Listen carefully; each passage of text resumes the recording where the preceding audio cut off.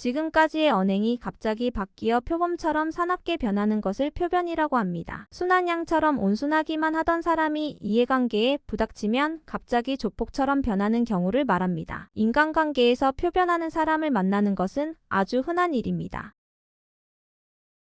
한자는 표범표 변할 변자입니다. 표변은 중국의 고전 주역에 나오는 군자표변이라는 사자성어에서 유래합니다. 군자표변이란 표범의 털이 여름에는 지저분하지만 가을이 되면 털갈이를 하면서 아름다운 색깔이 드러나듯이 군자도 수양을 통해 아름다운 덕이 드러나야 한다는 뜻이라고 합니다. 표변은 이처럼 긍정적인 의미로 시작되었는데 지금은 100% 부정적인 의미로만 쓰이고 있습니다. 아마도 맹수인 표범의 살벌한 이미지가 너무 강하다 보니 원래의 뜻이 없어져 버린 것으로 추측됩니다. 금도는 다른 사람을 포용할 만한 도량을 가리킵니다. 한자로는 옥기금 법도 도자를 씁니다. 옥기 금자는 마음이라는 뜻이 있고 법도 도자에는 도량이라는 뜻이 있습니다. 그러므로 금도의 직접적인 뜻은 마음과 도량이 됩니다. 금도가 현실에서는 전혀 엉뚱한 의미로 쓰이고 있습니다. 넘지 말아야 할 선이라는 의미의 금도로 쓰이고 있는 것입니다. 금도가 원래의 뜻대로 도량의 의미로 쓰이는 경우는 거의 없습니다. 금도를 오해하는 사람들은 금도의 한자를 금할 금으로 오해하고 있습니다. 그러나 이런 한자어들은 국어 사전에 없고 옥편에도 없습니다. 국어당국은 이런 문제를 수수방관만 할 게 아니라 금지할 금자를 사용해서 넘지 말아야 할 선이라는 의미의 금도를 표준어로 새롭게 지정할 필요가 있습니다. 방점은 주의를 끌기 위해 글자 옆이나 위에 찍는 점을 말합니다.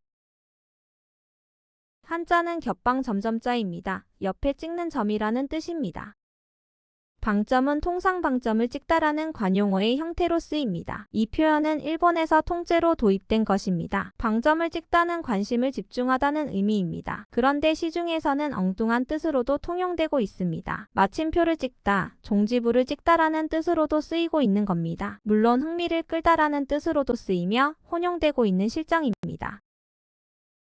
심보가 고약하다. 사람은 모름지기 심보를 잘 써야 한다고 말할 때의 심보는 마음 씀씀이를 가리킵니다. 한의학계에서는 심보가 한의학 용어인 심포에서 비롯되었다고 주장합니다. 이는 충분히 근거가 있다고 여겨집니다.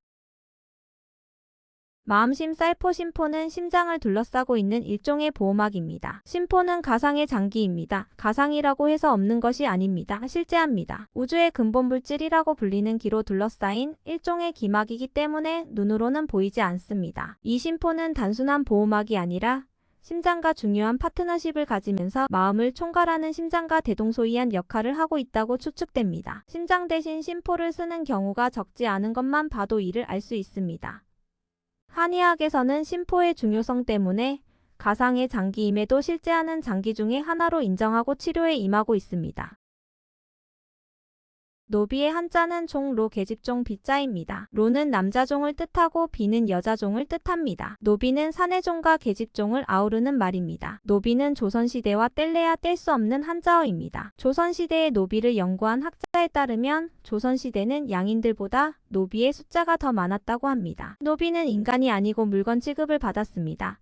그 수요가 너무 많다 보니 노비의 값은 가축과 별 차이가 없었다고 합니다. 다른 나라에서는 노비는 단 1세대에 그쳤는데 조선만은 그 노비의 신분이 자자손손 이어졌고 그 권리가 주인에게 있었습니다. 노비를 한번 사면 대대손손으로 노예로 부릴 권리를 사는 것입니다. 주인은 노비의 생사 여탈권을 쥐고 있어서 노비를 죽여도 큰 문제가 안 되었지만 노비가 주인을 관해 고발하면 국가의 근간을 흔든다는 이유로 교수형에 처해졌습니다. 인구의 반 정도가 노예였다고 하는데 왕을 비롯한 사대부들이 백성을 하나라도 더 노예로 만들기 위해 광분했기 때문입니다. 17세기 조선에서 13년간 억류 생활을 했던 네덜란드 선원 하멜은 조선의 노비가 전 백성의 반이 넘는다고 기록하고 있으며 고관대작들 같은 경우 2, 3천의 노비를 거느리는 것을 직접 보았다고 했습니다. 여러 면에서 조선은 전 인류사의 그 유래를 찾아볼 수 없을 정도의 참혹한 노비제 국가였습니다. 사실 현 지폐에 그려진 조선의 위인들은 노비를 수백 명씩 부리며 조선을 노비의 왕국으로 만들어간 파렴치한들일 뿐입니다. 차비는 준비와 동의어로 쓰입니다. 차비도 맞고 채비도 맞습니다. 조선시대 대궐에서 청소, 식사준비, 외출준비 등 잡무를 맡아 하던 남자종을 차비노라고 했습니다. 차비는 여기서 유래합니다. 한글 전용만 하다 보니 기수와 서수와 같은 기초적인 한자어도 그 정확한 의미를 모르는 청소년들이 많습니다. 기수는 기본적인 수를 가리키고 서수는 순서를 정하기 위한 수입니다. 변비는 변이 정상적으로 배출되지 못하고 몸 어딘가에 숨겨져 있다고 해서 변비라고 합니다. 걷잡을 수 없이 순식간에 번지는 상태를 요원의 불길같이 번진다고 합니다. 요원의 한자는 횃불요 언덕원자입니다. 언덕원자는 근원 언덕 그리고 들판의 의미가 있습니다. 여기서는 들판의 의미로 쓰였습니다. 그래서 요원이란 불타는 들판이란 뜻이 됩니다. 종묘는 역대 조상의 신주를 모신 사당입니다. 사직은 토지신과 곡식신을 아우르는 말입니다. 조선시대에서는 역대왕과 토지신 곡식신에게 제사 지내는 일은 가장 중요한 행사로서 1년에 4번이나 지냈다고 합니다. 종묘사직의 제사를 위해 역대왕의 신주를 모신 종묘가 있으며 사직단이라는 제단도 만들었는데 이 모두가 삼국인 명나라의 제도를 그대로 따라한 것입니다. 종묘사직에 제사하는 것이 국가의 대사이다 보니 종묘사직이 왕조 혹은 국가의 의미로도 쓰였습니다. 종묘사직을 줄여서 종사라고 합니다. 종사는 역사 드라마에 자주 나오는 단어입니다. 금융권과 재벌 회사를 분리시키는 경제의 기본 원칙이 금산분리입니다. 금산분리 정책이 없다면 재벌회사가 은행을 소유하여 국민의 공적 자산인 은행돈을 자기 돈처럼 쓸 것이 뻔합니다. 그래서 회사는 은행을 소유하는 것이 법적으로 금지됩니다. 반대로 은행이 회사를 소유하게 되면 은행의 공적 역할이 파괴되므로 이 또한 금지됩니다.